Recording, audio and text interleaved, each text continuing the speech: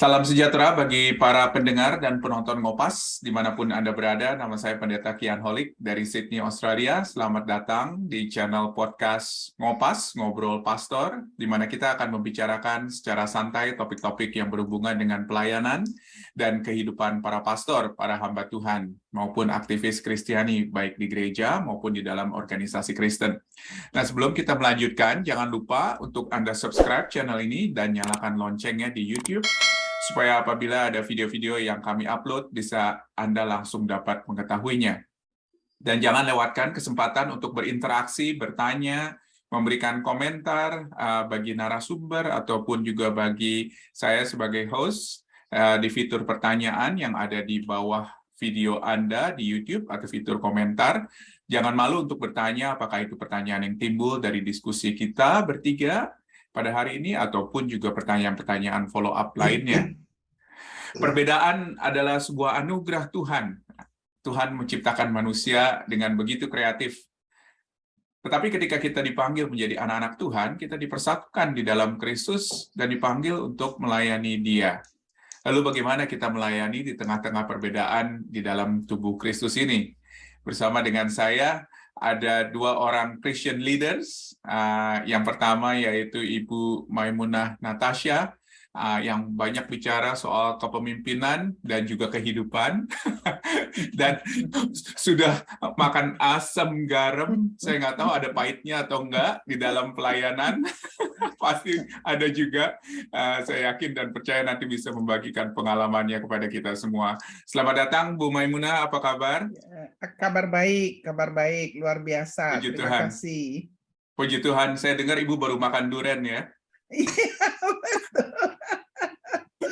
Enak nggak Bu duriannya, Bu? Oh, enak sekali. Durian di Pineng enak, di Medan juga enak, luar biasa. Wah, oke. Tapi channel ini bukan channel podcast makan durian nih kelihatannya nih ya. Jadi nanti kita, kalau yang tertarik untuk coba durian di Penang, di mana tempatnya, nanti bisa kontak ya Ibu Maimunah. Terima kasih banyak Bu Maimunah. Yang kedua adalah Pak Kristono Santoso, juga seorang Christian leader, seorang coach, seorang yang juga banyak bicara soal kepemimpinan. Selamat datang Pak Kristono, apa kabar? Kabar baik, halo semuanya para pemirsa. Puji Tuhan, saya tadi dengar kalau makan durian Pak, biasanya itu bikin panas dalam Pak. Tapi betul, mendengar Pak, orang makan durian itu panas hati Pak. Salam Ibu Maimunah. Tepat sekali. Salam. Nanti gilirannya Pak Kristono untuk ke Penang ya, untuk makan durian juga. Oke, terima kasih buat kehadirannya Ibu Maimunah dan Pak Kristono. Kita akan bicarakan mengenai bagaimana melayani di tengah-tengah perbedaan. Ya, pertanyaannya, apakah betul perbedaan itu adalah sesuatu yang baik? Nah, ini adalah sesuatu yang mungkin kita harus gali lebih sedikit, begitu ya. Kelihatannya Pak Kristono udah senyum-senyum, udah siap nih untuk menjawab. Ke Pak Kristono dulu. Pak Kristono, apakah perbedaan itu adalah sesuatu yang baik? Banyak gereja gitu ya membicarakan, waduh gereja saya itu banyak perbedaan, ada kelompok A, kelompok B, kelompok C. Apakah itu adalah sesuatu yang baik, Pak?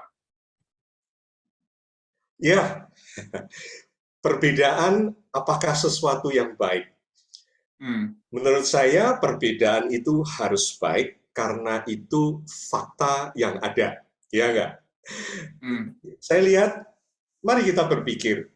Seringkali sebagai pemimpin kita ingin satu keseragaman ya, uniformity ya bukan apa unity gitu. Tetapi Tuhan mengajarkan itu sebuah unity. Saya ingat satu ilustrasi yang ditulis oleh seorang pakar leadership, Christian leadership, Ken Po ya. Dia mengatakan secara ilustratif Tuhan Yesus itu mengirim surat ke lembaga konsultan untuk merekrut 12 muridnya. Dan hasilnya adalah 12-nya tidak ada satupun yang punya konsep teamwork, semua karakternya jelek, yang paling potensial adalah namanya Yudas Iskariot. Itu aja, Pak.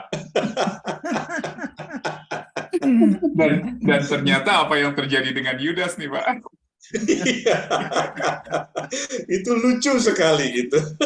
Iya, betul, betul. Memang Tuhan kita itu seringkali humoris juga ya, Pak ya. Iya, tidak ada Nah, orang mungkin yang siap. iya, iya, iya, iya. Tapi kalau bisa kita bicara perbedaan, Pak, sebetulnya apa sih yang Alkitab katakan mengenai perbedaan itu menurut Pak Kristono bagaimana?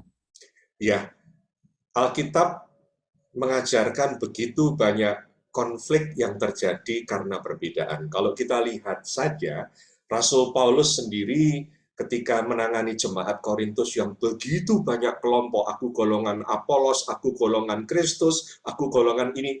Ingat ya, kita dalam 1 Korintus 1 pembukaannya, Paulus begitu kecewa dengan mereka. Dalam 1 Korintus 12 ayat 12 dia mengatakan bahwa kita ini satu tubuh, tetapi banyak anggota. Dan sekalipun anggota itu banyak, maka dia merupakan satu tubuh. Jadi dia mengatakan itu satu kesatuan. Walaupun nanti dalam 1 Korintus 12 berikutnya, dia melihatkan begitu banyak perbedaan. Gitu, Pak. Jadi ini realita fakta yang Tuhan Yesus sendiri lakukan dan Alkitab juga mengajarkan. Gitu. Itu menurut saya. Sehingga perbedaan itu sesuatu tentunya yang harus diantisipasi dengan baik. Gitu. Iya, baik, baik. Jadi memang ini bukan hanya sekedar perbedaan, tetapi ini adalah suatu anugerah Tuhan, dan ini adalah sesuatu yang kita harus deal, ya. Mau tidak mau kita harus deal dengan perbedaan-perbedaan tersebut. Ya, baik. Terima kasih banyak nih Pak Kristono udah memberikan banyak pencerahan di bulan apa-apa. Nah, sekarang saya ke Ibu Maimunah. Saya yakin Ibu Maimunah sudah banyak puluhan tahun pengalaman mengenai mengatur orang, memanage orang yang begitu banyak latar belakangnya. Bagaimana Bu? Ibu kepengen perbedaan atau persamaan di dalam organisasi Ibu? Terus terang aja, saya bersyukur sekali saya diberi kesempatan untuk boleh melayani ya di dalam organisasi yang begitu banyak perbedaan. Kebetulan kan saya dari gereja Wesley, gereja Metodis Wesley. Jadi Metodis Wesley itu berbahasa Inggris, sehingga yang datang itu pasti latar belakangnya banyak. Ada orang India, ada orang Chinese, ada orang Batak Toto, ada segala macam pada waktu saya di Medan itu. Saya perhatikan bahwa ini perbedaan sangat luar biasa. Karena kita itu bahasa Inggris, jadi datangnya ya berbeda. Itu satu yang saya perhatikan. Jadi kita bisa lebih mengerti orang yang dengan latar belakang beda, mereka pasti juga cara approach-nya beda. Yang kedua, saya juga diberi kesempatan untuk melayani yang namanya World Methodist Council. Ini manusianya ini datang dari seluruh pelosok bumi. Jadi ada yang dari Afrika, dari Amerika, mereka semua berbeda. Dari ya paling menonjol kan kalau di Metodis itu paling menonjol kan dari United Kingdom, dari United States ya, kemudian Afrika, Korea. Saya bisa melihat ya mereka itu semuanya beda. Beda sekali. Mereka datang dari latar belakang berbeda, mereka kepemimpinannya berbeda, karakternya berbeda, semuanya berbeda. Tapi saya bersyukur karena dikatakan kalau kita melihat banyak orang, kita itu pasti bisa lebih mengerti banyak kultur, dan hasilnya kita itu bisa menjadi orang yang lebih mengerti orang lain, ya bisa fleksibel di dalam pelayanan, di dalam hidup juga demikian. Nah, kebetulan dalam keluarga saya juga ya ada orang Solo, ada orang segala macam, ada orang Ternate, ada orang Amerika, ada orang Afrika, semua ada. Jadi saya bersyukur sekali. Saya merasa perbedaan itu bagus, membuka wawasan kita. Kemudian juga perbedaan itu bagus, membuat kita bisa lebih mengerti dan bisa lebih humble gitu. Kalau tidak, kita merasa kita paling hebat. Iya, betul. Dan saya aminkan itu semuanya. Karena memang perbedaan itu tentunya, jadi kita bersama-sama melihat bahwa perbedaan itu adalah sesuatu yang positif ya, dibandingkan dengan yang negatif. Setuju? Iya, Pak Kristono setuju? Setuju, ya? Itu fakta ya, dan setuju sekali. Ya, karena itu fakta, jadi kita bisa melihat itu sebagai sesuatu yang baik sebagai satu keragaman yang Tuhan berikan kepada kita. Nah, memang tentunya kita juga melihat ya, seperti di Indonesia, pada akhirnya ada yang mencoba untuk mengelompokkan begitu loh, perbedaan-perbedaan tersebut. Misalnya di dalam gereja, contohnya ada gereja etnik, contohnya, atau mungkin juga ada semacam kayak persekutuan pengusaha, contohnya, begitu ya. Nah, apakah itu adalah sesuatu usaha yang baik atau sesuatu usaha yang justru tidak berlawanan begitu loh dengan kita mensyukuri sebuah perbedaan? Saya kepingin mendengar nih pendapat daripada bapak dan ibu mengenai hal ini. Ketika ada usaha untuk mengelompokkan begitu, apakah itu baik atau jelek sebetulnya? Silakan mungkin dari Pak Kristono terlebih dahulu. Ya, saya pikir itu adalah satu usaha manusia untuk bisa menyatukan dulu ya Pak. Gereja etnik itu karena masalah budaya yang sama itu orang akan lebih mudah ya. Kemudian yang kedua secara profesi juga kita melihat ya, ada kelompok-kelompok Kristen untuk pengusaha, untuk dokter. Sebenarnya itu merekalah yang menginginkan orang-orang itu datang karena merasa ada persamaan. Orang itu akan datang kalau ada persamaan. Memang orang itu suka yang sama. Tetapi yang penting adalah bukan membuat mereka kemudian menjadi eksklusif, tapi bagaimana mereka ini bisa keluar dari kelompoknya untuk menjangkau orang-orang lain. Dan ini mereka yang harus dipersiapkan terhadap diversity itu. Jadi ini adalah learning, sekolah dulu untuk membuat mereka dipersiapkan, karena bagaimanapun juga setiap kelompok itu harus menjangkau setiap bangsa, ya, seperti amanat agung. Jadi itu saya kira positif itu Pak, tetapi harus betul-betul tujuannya juga harus jelas gitu.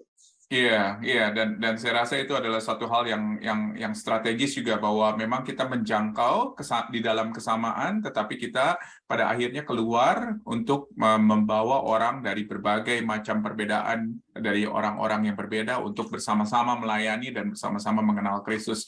Nah, saya kepengen dengar nih dari Ibu Maimunah, gimana nih Bu, kalau misalnya di tengah-tengah ada gereja-gereja atau ada kelompok-kelompok, persekutuan-persekutuan yang mencoba untuk mengelompokkan ya hal-hal yang mirip, yang sama begitu, apakah itu baik, Bu? Baik, saya percaya itu pasti baik ya. Saya tertrigger dengan apa yang disebutkan oleh Pak Kris tadi. Yang saya pikirkan, kebetulan saya kembali ya, gereja saya itu kan aslinya bahasa Inggris dari Medan. Kemudian kita pindah ke Jakarta, kita tetap pakai bahasa Inggris. Tapi satu saat ini anak-anak muda mengatakan kalau kita pakai bahasa Inggris susah untuk menjangkau keluar, karena tidak semua orang mengerti bahasa Inggris. Jadi kami mulailah ada lagi bahasa Indonesia untuk boleh menjangkau anak-anak muda ya, dan siapapun yang mereka itu tidak mengerti bahasa Inggris tetapi ingin bergabung dengan kami dan kami juga bisa menjangkau. Yang paling lucu pada akhirnya karena kami dari Medan, jadi ada juga orang yang tidak mengerti bahasa Inggris dan tidak begitu mengerti bahasa Indonesia. Jadi itu dimulai dia ini betul-betul Chinese totok. Dia itu baru pulang dari Singapura, disembuhkan kankernya oleh Tuhan Yesus, belum mengerti Tuhan, belum tahu, belum dibaptis. Nah, masuklah ini yang betul-betul bahasa Mandarin gitu. Jadi waktu kita terima awal-awal ya dia tetap ikut yang bahasa Inggris tapi nggak mengerti, dia bilang wo bu qingchu ting betong gitu ya. Lama-lama kita mulai menjangkau mereka yang berbahasa Mandarin. Yang paling lucu sekarang kalau kita misalnya ibadahnya bahasa Mandarin, di situ anak-anak muda yang tidak mengerti bahasa Mandarin, mereka itu berbahasa Indonesia udah pasti, mereka nanti menyanyikan lagu Mandarin itu hanya dengan membaca san seunya gitu ya, tapi kadang salah, kadang kita ketawai. Jadi betul kita itu lebur jadi satu ya, sehingga kita sangat sukacita. Nah, di dalam ibadah kita yang bahasa Indonesia pun demikian, atau bahasa Inggris, bisa keluar bahasa Mandarin, bisa datang orang tua yang nyanyi dalam bahasa Mandarin. Wah, itu luar biasa sekali. Puji Tuhan. Cuman belum ada bahasa India aja. Nanti satu saat, Bu, satu saat. Jadi kelihatannya ini untuk seperti yang tadi Pak Kristono katakan, kita menjangkau mungkin dengan kesamaan, tetapi kita aware juga bahwa kita juga harus keluar pada akhirnya untuk menjangkau keperbedaan tersebut, begitu ya. Jadi mengumpulkan di dalam kesamaan dan keluar, boleh dikatakan dengan menjangkau perbedaan tersebut. Nah, saya yakin Pak Kristono, Ibu Maimunah sudah puluhan tahun banyak berhubungan dengan orang-orang yang berbeda, dengan kelompok-kelompok yang berbeda. Nah, menurut Pak Kristono dan Ibu Maimunah, perbedaan apa yang paling mudah diatasi dan perbedaan apa yang paling sulit diatasi dalam pelayanan? Ini mungkin perlu rekoleksi pengalaman, begitu ya. Sejauh ini kira-kira apa yang paling mudah, apa yang paling sulit? Nah, saya pengen tanya ke Ibu Maimunah terlebih dahulu nih, gantian nih. Bu Maimunah, apa yang paling mudah, Bu? Dan apa yang paling sulit? Silakan, Bu. Kayaknya ya, kalau buat saya sih, yang paling mudah diatasi itu adalah perbedaan skill. Misalnya yang satu pinter nyanyi, yang satu pinter khotbah, kan itu beda. Kemudian ada yang suka keindahan gitu ya, suka susun kembang.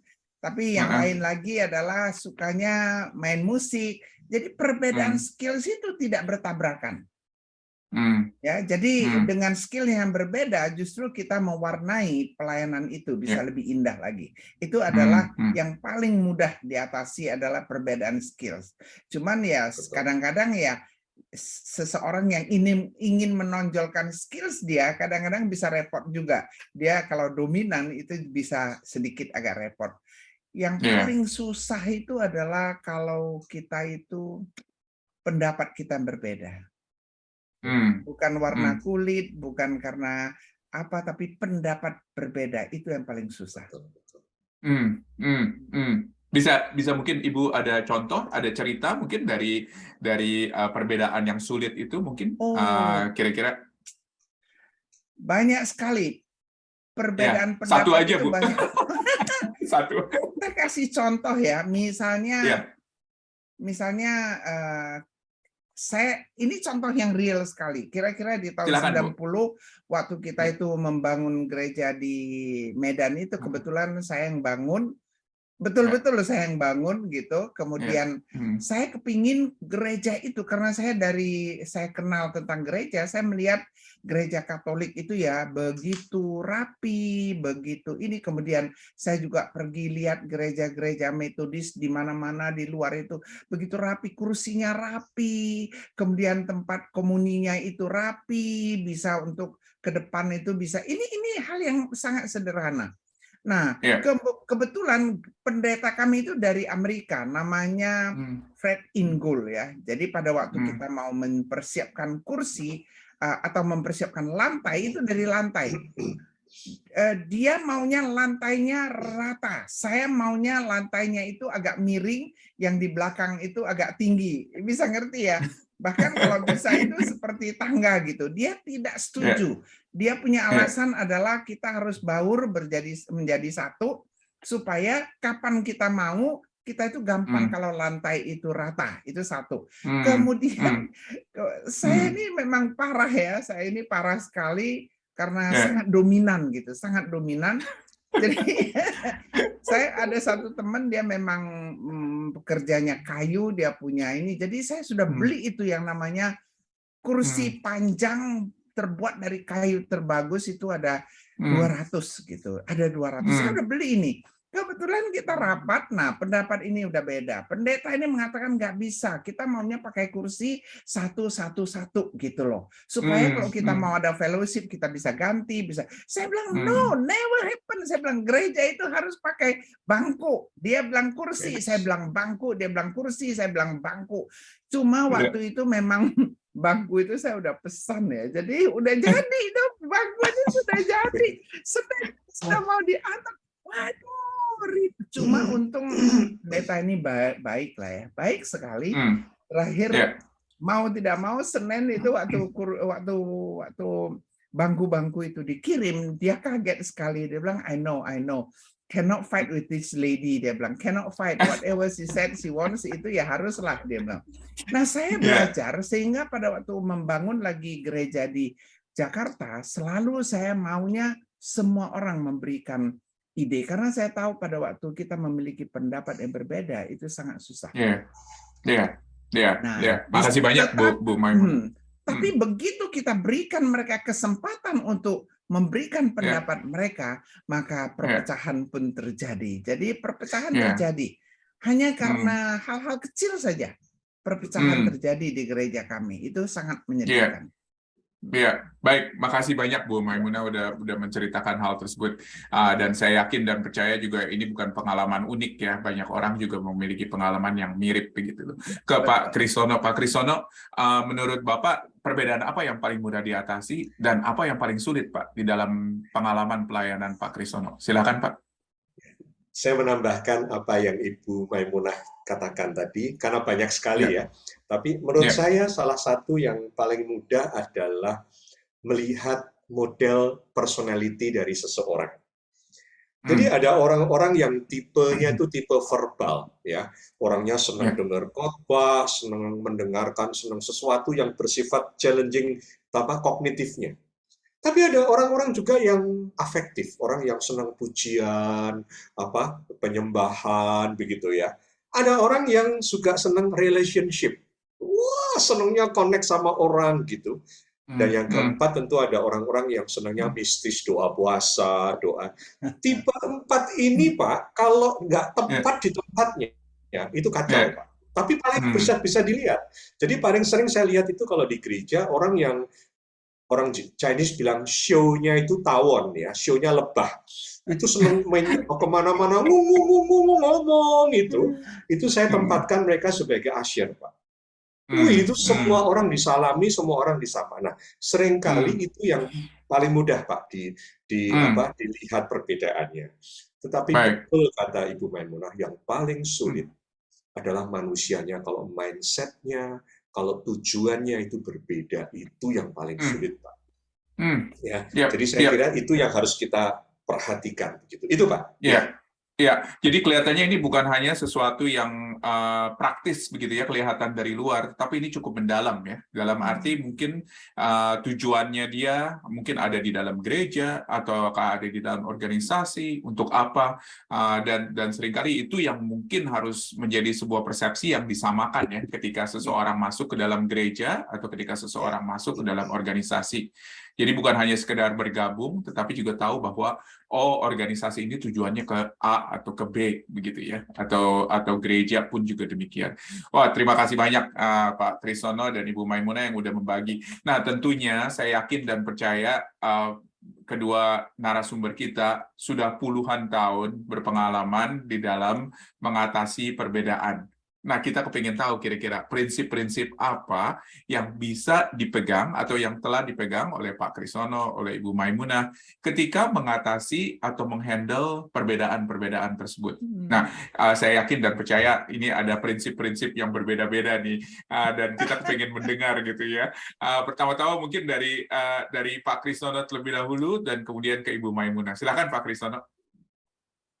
Ibu Maimunah pasti bisa memberikan lebih lengkap. Baik, pengalaman saya dibanding beliau, waduh. Pertama begini, Pak. Kalau kita melihat perbedaan dan bagaimana mengatasi, firman Tuhan mengatakan kita ini satu tubuh. Mereka harus sadar bahwa kita ini satu tubuh Kristus, ya. Nah, dan oleh karena itu yang kedua adalah kita juga pasti harus tahu bahwa melalui pelayanan ini, Tuhan tetap meminta kita untuk terus menyempurnakan diri kita untuk menjadi seperti Kristus. Karena ada banyak orang yang melayani dengan prinsip saya sudah punya semuanya, dan saya ingin melayani, dan saya tidak ingin berubah. Itu bahaya sekali. Banyak orang yang melayani dengan cara begini, Pak. Ya, punya pengalaman banyak di luar, kemudian dijadikan bendahara, dijadikan ketua ini. Mereka mengatakan, saya ingin melayani Tuhan, saya mau bekerja, dan saya minta Tuhan memberi saya kuasa. Itu bahaya sekali, Pak. Orang demikian harus tahu bahwa prinsipnya harus berubah. Tuhanlah yang memiliki pelayanan. Tuhanlah yang sedang bekerja, saya adalah bagian dari tubuh Kristus untuk bekerja sama dengan Tuhan dan dengan sesama. Itu paling penting. Ingatkan mereka bahwa inilah yang perlu sekali setiap orang itu sadar dia berubah. Oleh karena itu yang pertama menurut saya adalah bahwa yang perlu disamakan adalah misi dari gereja, misi dari pelayanan itu. Jangan sampai ada perbedaan tadi seperti dikatakan oleh Ibu Maimunah. Itu nomor satu. Ya, dan yang kedua adalah yang paling penting adalah mengubah karakter kita, Pak. Itu yang paling penting, mengubah. Kita sadar, kita ini jauh dari sempurna. Tuhan memakai kita bukan karena kita punya segalanya, tapi Tuhan memakai kita adalah anugerah. Kita itu nggak ada apa-apanya. Justru oleh karena itulah Tuhan mau membentuk kita. Ya, dan yang ketiga barulah kita membenahi secara manajemen, SOP-nya, job desk-nya itu kemudian sehingga bisa terjadilah sinergi yang lebih baik. Saya punya satu tips sebagai terakhir ya, bahwa jadilah orang seperti Barnabas, kingmaker. Barnabas itu secara pengalaman dia lebih tua daripada Paulus senioritasnya. Ya, secara popularitas Barnabas itu paling terkenal. Paulus itu nggak ada apa-apanya. Dan Barnabas itu juga orang yang punya pengalaman yang luar biasa. Tapi Barnabas itu bisa menumbuhkan orang yang namanya Paulus yang di bawah dia. Dan dia adalah orang yang tahu Paulus itu task-oriented dan dia people-oriented. Maka itu jadilah orang yang people-oriented ketika kita menjadi pemimpin, sehingga orang-orang yang task-oriented ini bisa dibawa, dikembalikan kepada Tuhan. Paulus lari, dia cari, dia panggil, dia bawa pulang kembali, ajak dalam pelayanan, terjadi perpecahan, sampai akhirnya Paulus mengakui, Barnabas itu betul ternyata. Nah, maka itu sebagai seorang pemimpin, nomor satu, ingatkan semua orang bahwa dalam pelayanan pun Tuhan masih mengubah kita. Dan kita tetapkan tujuan bersama, dan kemudian kita sadar kita harus berubah karakter dan mindset. Itu aja, Pak. Luar biasa. Wah, luar biasa. Jadinya kelihatannya kalau saya ingat nih apa yang dikatakan oleh Pak Kristono, pertama-tama ingat ke atas, terus kemudian ingat ke dalam diri sendiri, dan kemudian ingat ke sekeliling juga, begitu ya. Mungkin itu 3 hal tersebut yang memudahkan kita untuk mengingat apa yang disampaikan tadi. Terima kasih banyak Pak Kristono. Ibu Maimunah, Bu, kira-kira apa Bu tipsnya Bu? Bagaimana prinsip-prinsip yang Ibu pegang untuk menghandle perbedaan tersebut? Silakan Bu. Ini sudah berat ini. Kalau udah Pak Kris ngomong rasanya udah berat ini ya. Saya cuma mengatakan gini ya, saya percaya bahwa Tuhan itu menciptakan kita masing-masing berbeda, tetapi sama berharganya di hadapan Tuhan. Itu yang pertama ya. Kemudian kita harus tahu bahwa kita itu diciptakan untuk Tuhan, bukan untuk kita. Kalau kita diciptakan untuk kita, maka kita berkejar-kejaran untuk mencari nomor 1 gitu. Tapi kalau kita tahu Tuhan itu menciptakan kita untuk Tuhan, untuk memuliakan Dia, we are nobody. Nah itulah biasanya kalau kita bicara tentang stewardship ya, bahwa kita itu harus menjadi steward yang baik, steward yang betul-betul mengabdi kepada Tuhan, bukan kepada diri kita. Tadi sudah dikatakan di 1 Korintus 12:12 itu bagaimana kita itu satu tubuh. Tapi di Galatia juga dikatakan begitu, tidak ada orang Yahudi, tidak ada orang Yunani. Ya kan, kita harus sama, tidak ada hamba, tidak ada orang merdeka, tidak ada laki-laki, tidak ada perempuan. Semuanya satu di dalam Yesus. Kalau kita bisa mengerti, kita bisa kerja sama dengan baik. Nah, bagaimana kita mengatasinya? Pertama kita berusaha menyamakan persepsi dulu. Persepsi kita harus sama. Kalau persepsi tidak sama, itu pasti jalannya beda. Masing-masing. Tapi kalau persepsi kita sama, kita tujuannya kita itu sama. Ya, tadi dikatakan visi kita harus jelas, kita harus sama-sama memiliki visi yang sama. Baru kita bisa jalannya pas. Kalau tidak, pasti repot. Kalau yang satu visinya begini, yang satu lagi beda ya.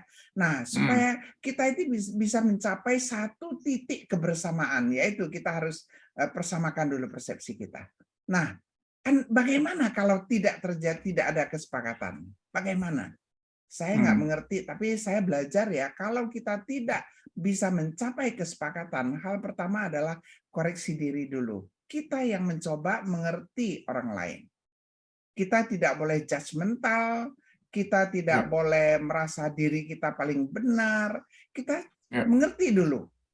Kita harus tidak mengatakan bahwa di dalam gereja itu sering tidak bisa cocok karena aku merasa aku benar.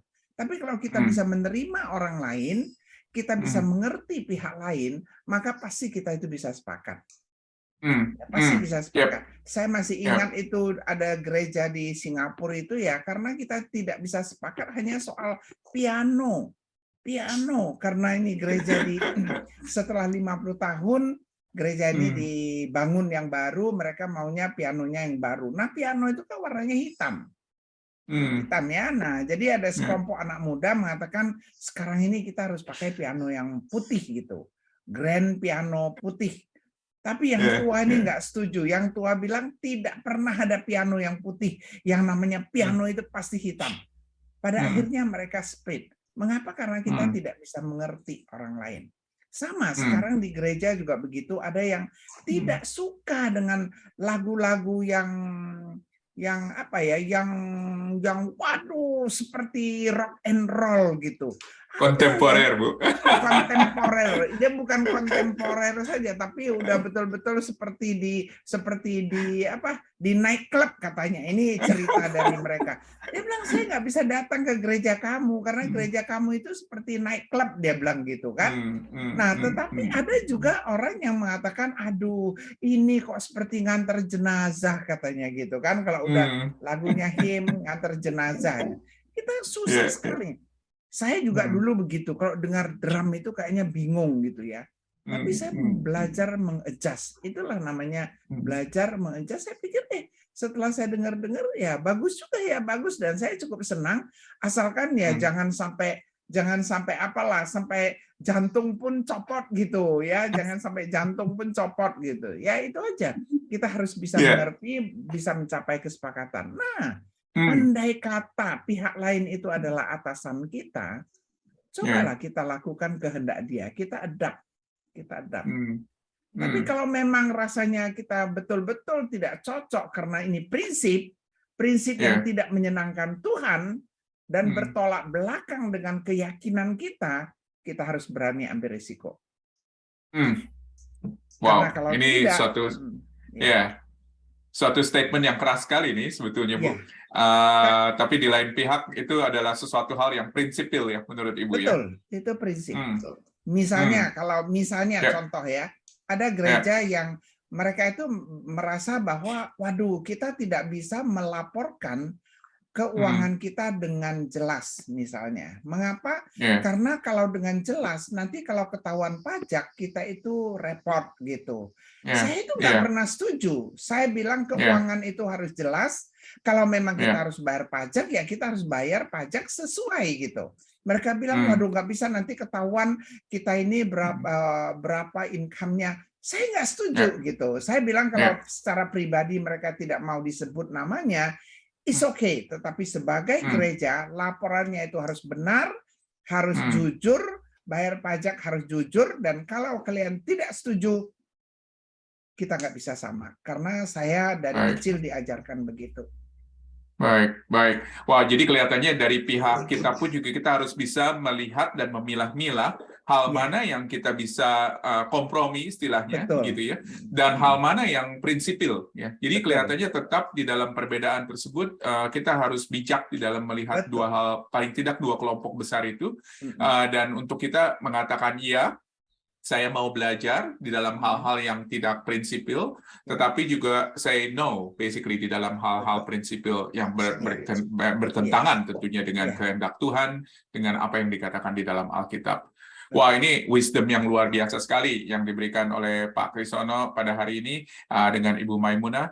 Saya yakin dan percaya ada begitu banyak hamba Tuhan yang mengalami atau stuck mungkin di dalam persimpangan jalan untuk berpikir bagaimana caranya saya menghandle perbedaan ini. Tetapi ada beberapa hal yang prinsip saya rasa yang bisa kita pelajari tadi. Wow, terima kasih banyak. Nah, sebelum kita tutup, mungkin apakah ada final remarks mungkin dari Pak Kristono dan Ibu Maimunah? Mungkin ke Pak Kristono terlebih dahulu sebelum kita tutup, Pak. Silakan, Pak. Ada pesan terakhir, singkat saja, Pak. Ya. Pesan terakhir adalah saya suka sekali dengan Roma 6 ayat yang ke-12, Pak.